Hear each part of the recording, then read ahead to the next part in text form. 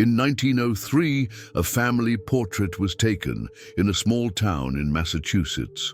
For over a century, it sat in an archive, forgotten. But when a historian examined it closely in 2019, they noticed something that sent chills down their spine. The girl standing in the background, her eyes fixed on something outside the frame, her expression frozen in pure terror.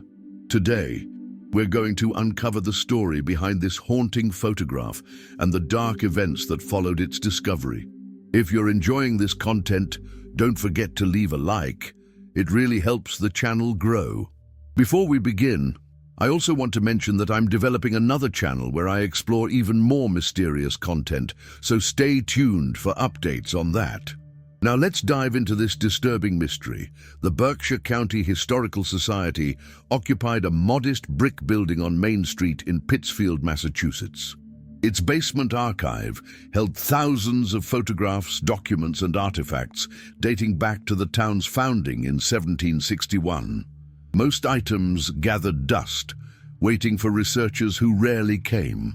Dr. Sarah Chen, a cultural historian from Boston University, arrived on a grey October morning in 2019.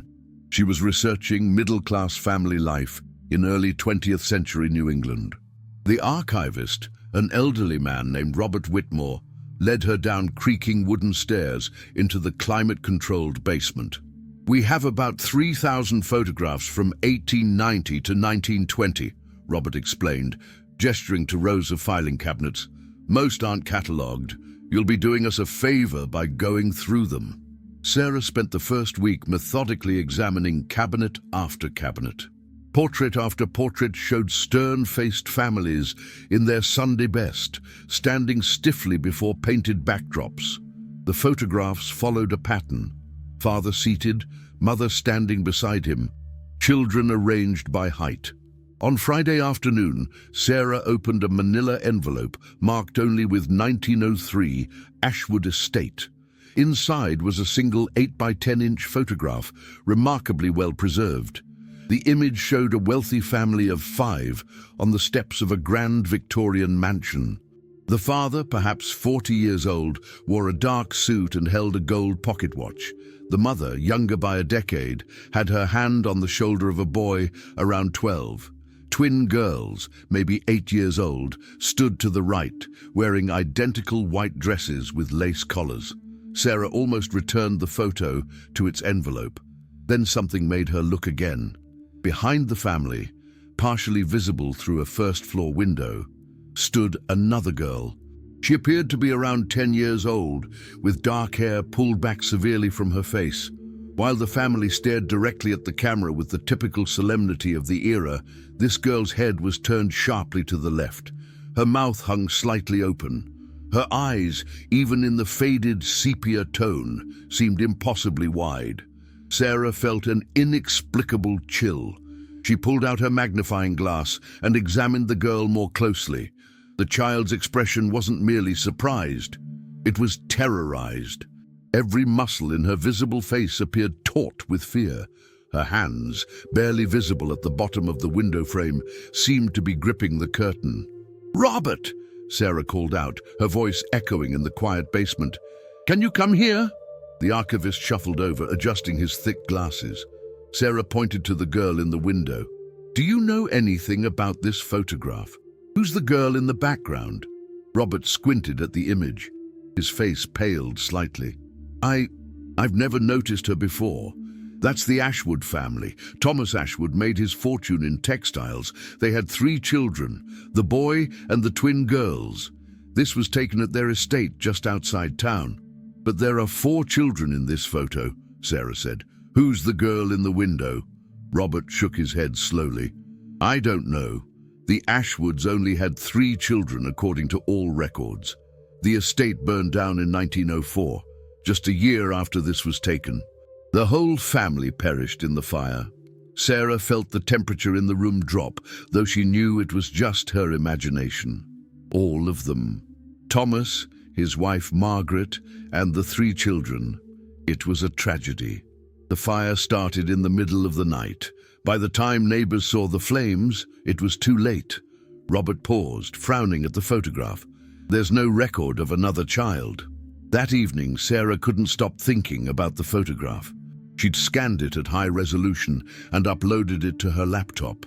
Alone in her hotel room, she zoomed in on the girl's face.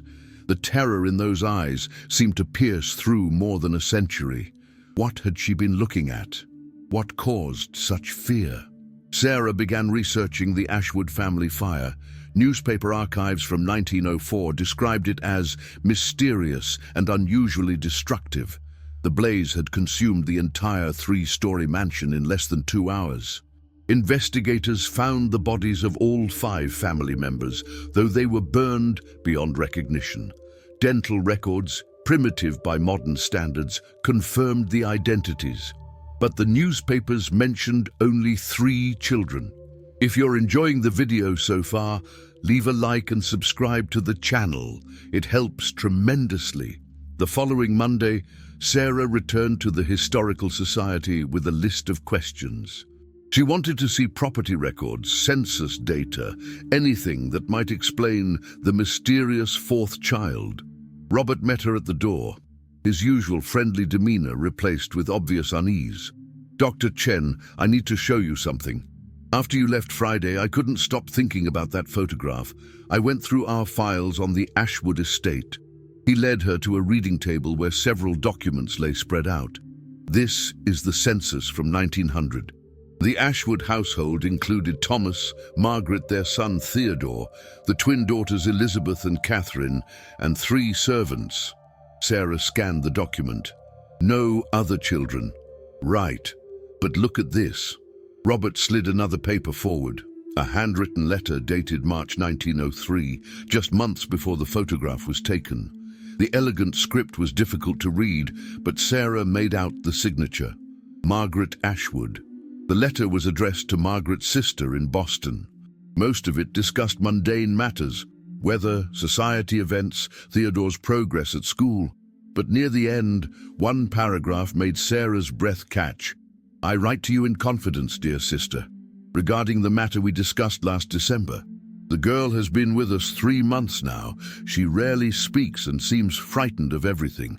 The children are not kind to her, I'm afraid, particularly the twins.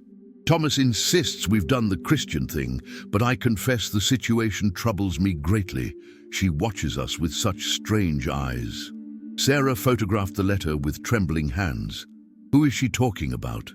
Robert shook his head. "I have no idea.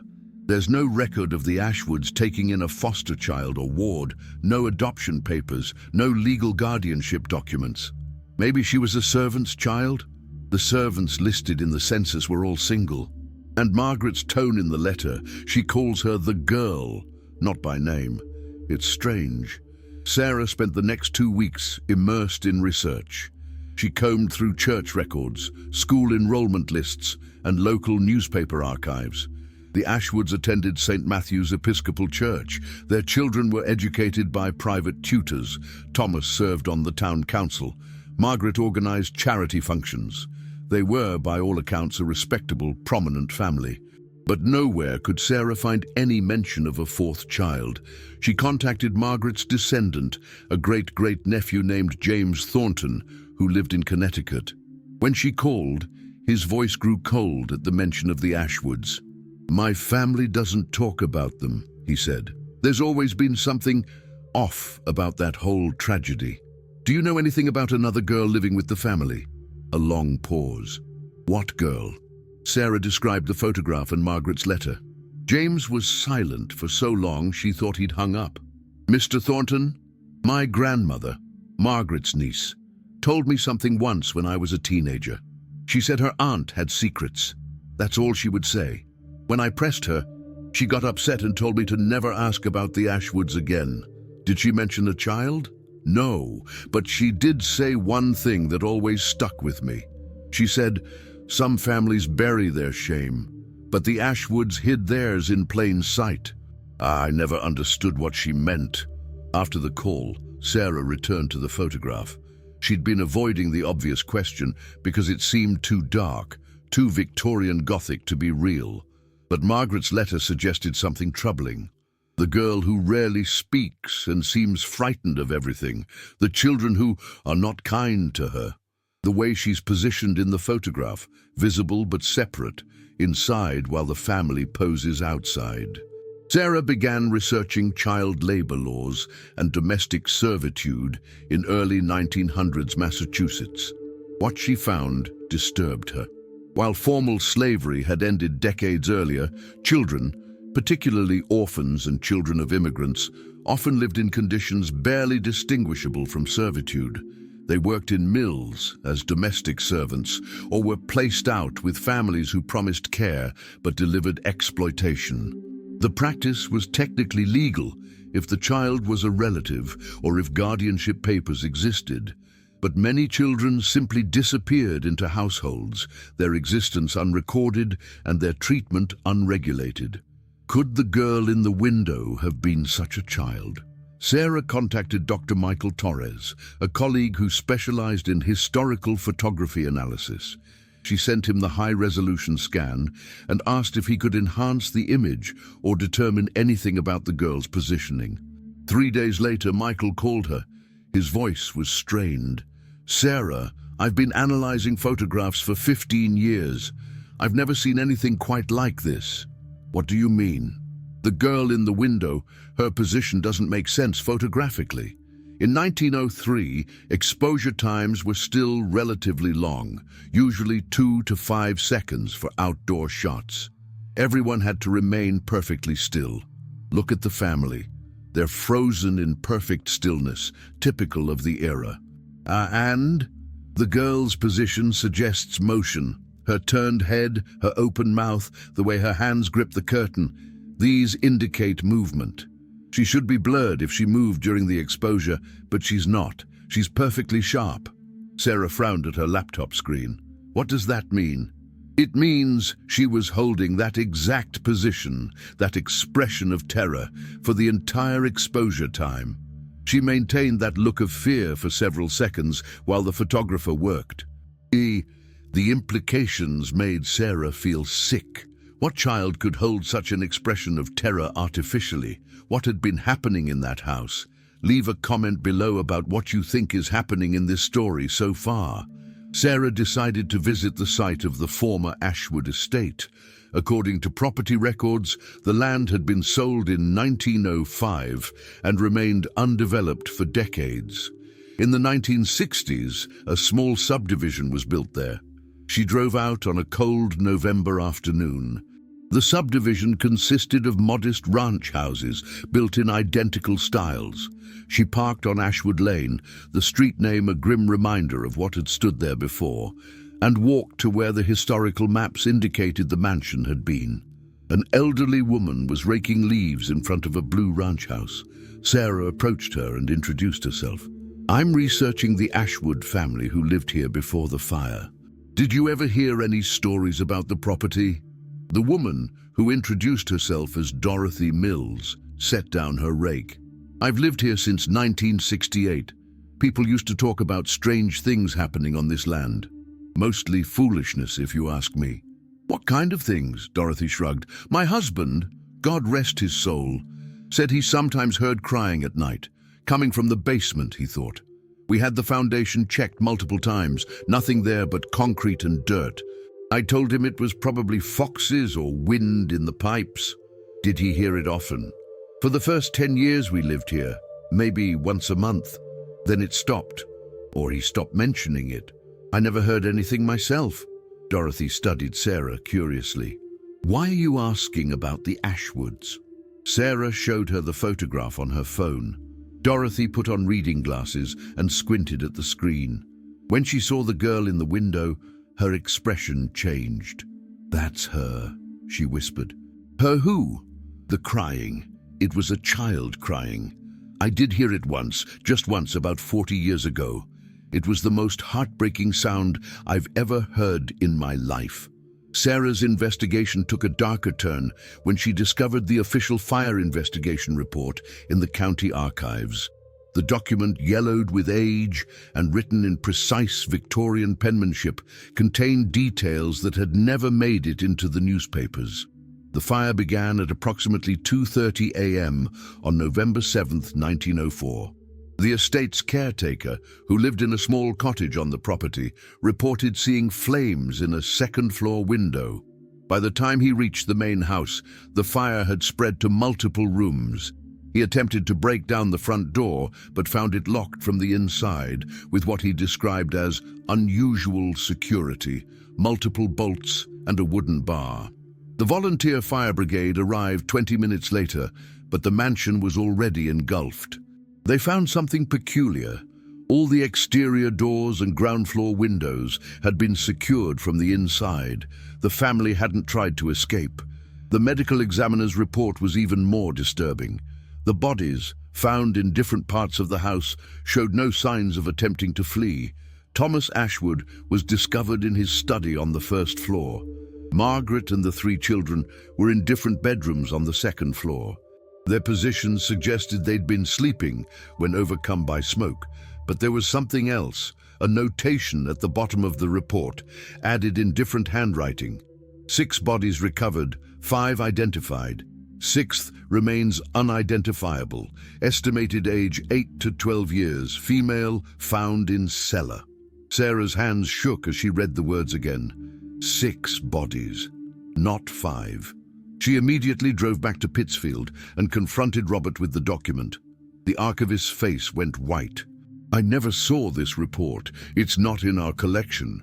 It was filed with the county, not the town. Robert, there was a 6th person in that house, a child in the cellar when the fire started." "Who?" "I think it's the girl from the photograph. I think she died with the family, but her death was never officially acknowledged because she was never officially there." Sarah returned to Boston with copies of everything she'd found. She contacted the Massachusetts State Archives and requested any records related to unidentified bodies from Berkshire County in 1904. While she waited for a response, she continued analyzing the photograph. Late one night, alone in her office, she noticed something new. To the left of the window where the girl stood, barely visible in the shadow, was another window. Sarah enhanced that section of the image. In the darkness of that adjacent window, she could make out a face, an adult, watching. The figure was too obscured to identify, but the positioning suggested they were standing in the doorway of the room where the girl stood. Someone had been watching her watch whatever had caused such terror. Sarah's research revealed more fragments of the truth. A seamstress in town had recorded in her diary that she'd made special dresses for the Ashwood household in 1903, not just the elaborate garments for the twins, but also simple grey frocks for the housegirl, as instructed, with long sleeves to cover marks. A shopkeeper's ledger showed regular purchases of children's shoes in different sizes over several years, more than would be needed for 3 children. Medical records from Dr.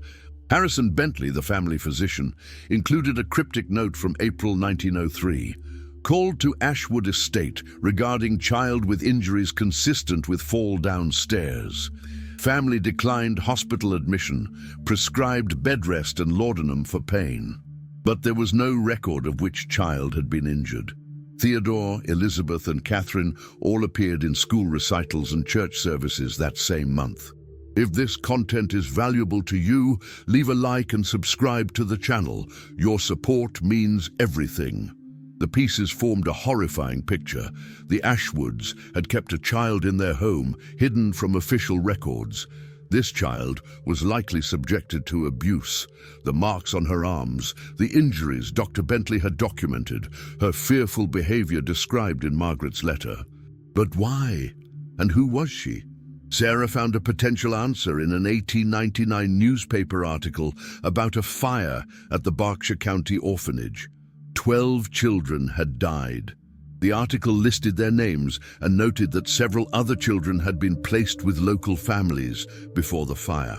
One child, listed only as Mary, age 6, had been sent to a prominent family in Pittsfield. No surname, no follow-up records. Mary had simply disappeared into the Ashwood household. Sarah tried to find more information about Mary, but hit a wall. Orphanage records from that era were notoriously incomplete. Children of poor immigrants or unknown parentage were often recorded with just first names. They had no one to advocate for them, no one to ask questions if they disappeared. The fire investigation report took on new meaning. 6 bodies, but only 5 identified. The 6th child, found in the cellar, had been unidentifiable not because of the fire's intensity. The report noted the cellar had suffered less damage, but because no one came forward to identify her. No one claimed her.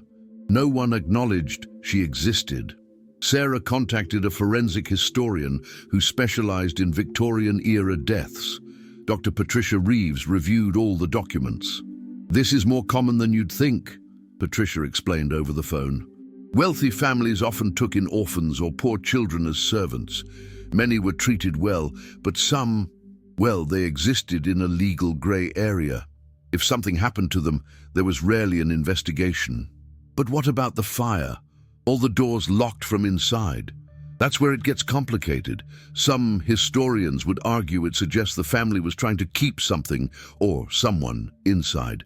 Others might say it's evidence of paranoia or fear. Fear of what?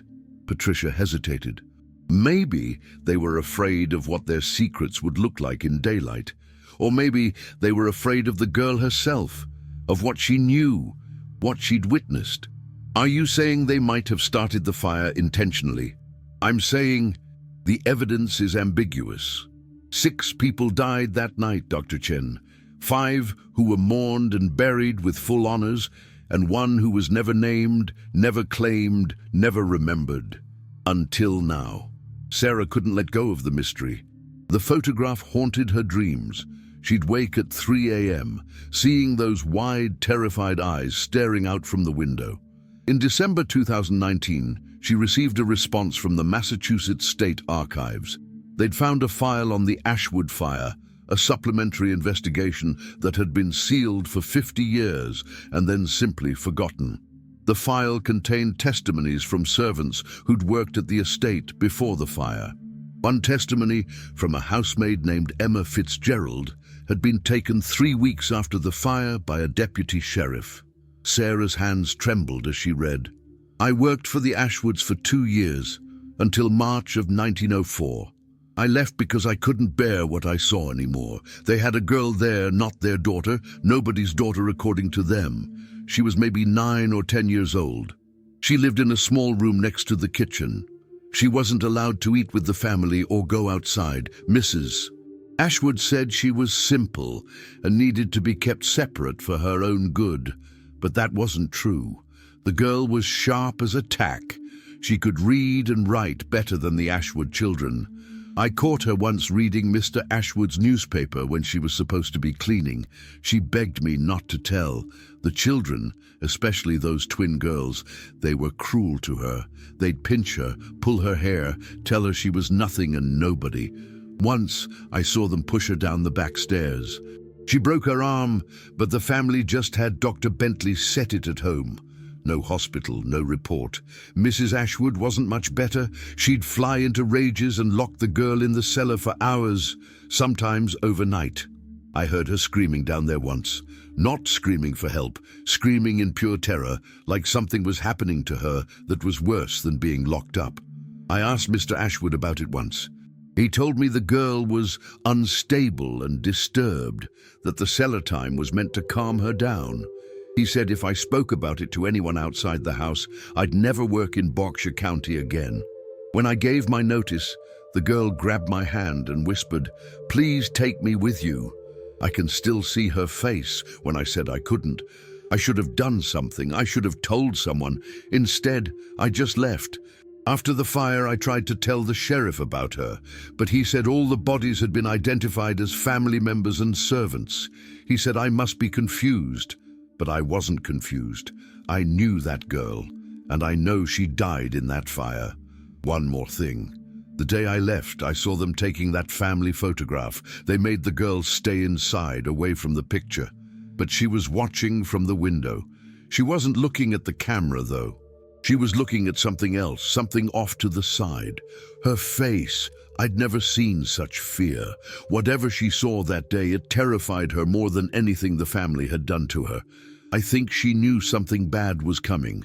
I think she saw it somehow, and nobody listened. Sarah sat back in her chair, tears streaming down her face. Emma's testimony had been dismissed, filed away, forgotten. The girl, probably Mary from the orphanage, had died unmourned and unnamed. But Emma's testimony raised a new question. What had the girl been looking at when the photograph was taken? What had terrified her so completely that her fear remained visible across more than a century? Sarah returned to the photograph one final time. She enhanced and enlarged every section, studying every detail. The Ashwood family stood stiffly on the front steps. Behind them, through the window, the terrified girl, and to the left in shadow, another figure watching. But there was something else. Sarah zoomed in on the far right side of the photograph, at the edge of the frame where the mansion's wall met a grove of trees. There, barely visible in the shadows, was another figure. Tall, dark, indistinct. It could have been a person standing very still, or just a trick of light and shadow from the trees. But the girl's head was turned exactly in that direction. Her eyes, her open mouth, her rigid posture, all oriented toward that shadowy figure at the edge of the frame. Sarah sent the enhanced section to Dr. Torres, the photography expert. His response came within hours. "Sarah, I can't definitively say what that is.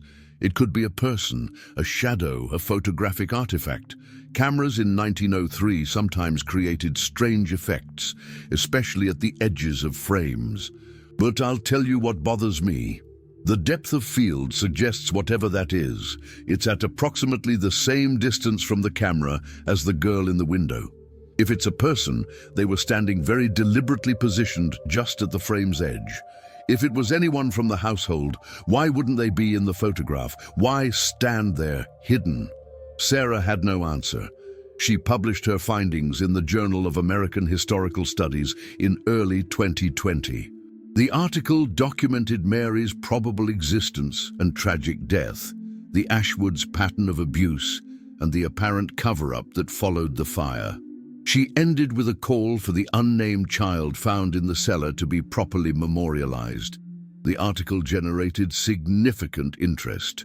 The Berkshire County Historical Society created a small memorial plaque acknowledging the unnamed child who had lived and died at the Ashwood estate. Genealogy websites tried to trace Mary's origins but found nothing conclusive. But the photograph itself, the reason for the girl's terror, the identity of the figure in the shadows, what really happened the night of the fire, remained unexplained. Sarah received dozens of emails from people claiming to have explanations. Some believed the shadowy figure was an intruder the family feared. Others suggested Mary had been mentally unstable and her fear was a delusion. A few proposed the family had been involved in something criminal and the fire was meant to destroy evidence. One email from an anonymous sender simply said, "Some people can see things others can't, children especially. Maybe she saw what was coming for them." In March 2020, Sarah received an unexpected package at her university office. Inside was an aged leather journal with no return address. A note written in shaky handwriting was attached. "Dr. Jen, I read your article about the Ashwood family. I'm 92 years old now, and I think it's time someone knew the truth, or at least the part I know. This journal belonged to my grandmother, Emma Fitzgerald, the maid who testified about the girl. She never spoke about the Ashwoods again after that testimony, but she kept this journal. I found it after she died in 1967. I've kept it hidden all these years because parts of it frighten me. But that girl deserves for someone to know her story. Maybe you can make sense of what my grandmother couldn't." Sarah opened the journal with trembling hands. Most entries were mundane, daily tasks, observations about weather, prayers. But scattered throughout were entries about the Ashwood household and the girl Emma called the child with no name. January 15th, 1903. The new girl arrived today. Mrs. Ashwood says she's an orphan they're taking in out of Christian charity, but she's to be kept separate from the family. The poor thing looks half-starved and terrified of her own shadow. March 8th, 1903. The child told me her name today. Whispered it like it was a secret. Mary Catherine O'Brien. She said her parents died of fever when she was 4. She's been in the orphanage ever since. She's 10 years old now. 10 years old, and she's never been to school, never had a friend, never even been allowed to play like a normal child. April 12th, 1903. Something's wrong with this house. I've worked in plenty of homes, but never one that feels like this. Cold spots in the summer, strange noises at night. The servants won't talk about it, but I see the fear in their eyes. Mary feels it too. She said something odd to me yesterday. The house remembers things, bad things. May 20th, 1903. Mary won't sleep in her room anymore. She says something watches her from the corner. Mrs. Ashwood punished her for making up stories by locking her in the cellar. When I let her out the next morning, she was white as a sheet and wouldn't speak for 2 days. June 3rd, 1903. I found Mary hiding in the pantry during the photograph session. She was crying, shaking like a leaf. She said she saw the shadow man standing near the trees. She said he's been getting closer to the house every day. She begged me not to make her go near the windows. I thought she was just scared of the family, but her fear was different, deeper. July 17th, 1903. One of the twin girls, Elizabeth I think, told me something disturbing today. She said Mary talks to empty rooms, that she heard Mary having a conversation with someone in the cellar, but when Elizabeth looked, Mary was alone. When I asked Mary about it, she looked at me with those haunted eyes and said, "He tells me things, bad things that happened here, things that are going to happen." August 9th, 1903. I don't know what to believe anymore. Last night I saw Mary standing at the window of her room at 2 a.m., staring out at the grounds. I went to check on her, and she turned to me with tears streaming down her face. "He's coming for them," she said, "for all of them, and there's nothing anyone can do." But when I asked who she meant, she just shook her head. "You wouldn't believe me. Nobody ever believes me." October 1st, 1903. I found old newspaper clippings hidden in the cellar today, from 1878. A man named James Holloway owned this property before the Ashwoods. He murdered his wife and 3 children in the cellar, then set fire to the original house. He died in the flames. The papers called it a tragedy of madness and violence. The Ashwoods built their mansion on the same foundation. Nobody ever told them about the history, or if they knew, they didn't care. October 15th, 1903. Mary won't eat. She says, "He's in the house now, he's waiting." Mrs. Ashwood called Dr. Bentley, who prescribed laudanum to calm her hysteria. But I've seen things too now, shadows moving where they shouldn't, cold drafts that smell like smoke, the sound of footsteps in empty rooms. The other servants have started quitting. I should leave too. November 2nd, 1903. Something terrible is going to happen. I can feel it. Mary has stopped speaking entirely. She just stares at the walls with that expression of pure terror. Mr. Ashwood has forbidden anyone from mentioning her delusions. He says it only encourages her. But I think Mary sees something the rest of us don't. Or maybe something the rest of us refuse to see. March 1904. This is my last entry about that house.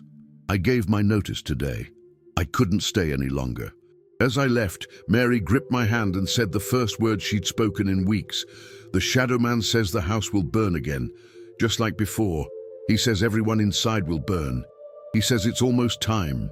I asked when. She said, "When the trees are bare, when the air smells like coming snow, when the darkness comes early." That's November. God help them all. The journal ended there. Emma never mentioned the Ashwoods again. Sarah sat in her office, the journal in her lap, as evening shadows lengthened across the floor. She thought about Mary Catherine O'Brien, a child who'd seen horrors both real and perhaps something beyond. a child who'd tried to warn people and was called hysterical, disturbed, delusional.